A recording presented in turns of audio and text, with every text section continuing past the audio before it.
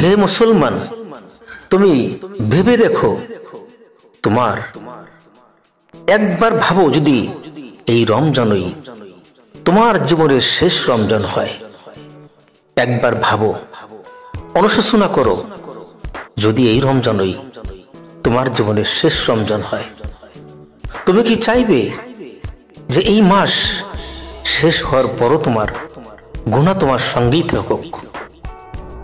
না,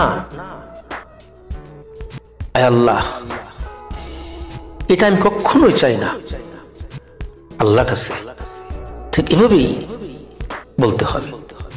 তুমি কি চাও এই সুযোগ হাতছাড়া হয়ে যাক? যে মুসলমান সে বলবে না, আমি এই সুযোগ হাতছাড়া করতে পারি না। আল্লাহ আজও তোমাকে ডাকছেন, আল্লাহ আজও তোমাকে ডাকছেন, তুমি ফিরে আসো, ফিরে আসো, ফিরে আসো।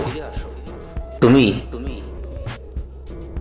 আল্লাহর কাছে ক্ষমা চাও, তিনি তোমাকে ক্ষমা করার জন্য প্রস্তুত।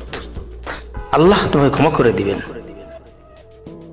যদি একবার কান্না করে বলো, হে আল্লাহ, আমাকে আপনি ক্ষমা করে দেন, আমাকে আপনি মাফ করে দেন, এই পবিত্র রমজান মাসে আমার জীবনের সমস্ত গুনাহগুলো মাফ করে দাও, দেখবে তোমার সমস্ত গুনাহ আল্লাহ পাক মুছে দিবেন।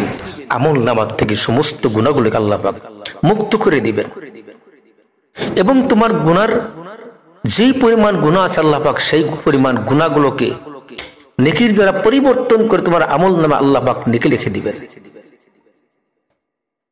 আল্লাহ বলেছেন, আমি ক্ষমাশীল, ইন্নাল্লাহা গফুরুর রহিম, নিশ্চয়ই আমি আল্লাহ ক্ষমাশীল, আমি ক্ষমা করতে ভালোবাসি।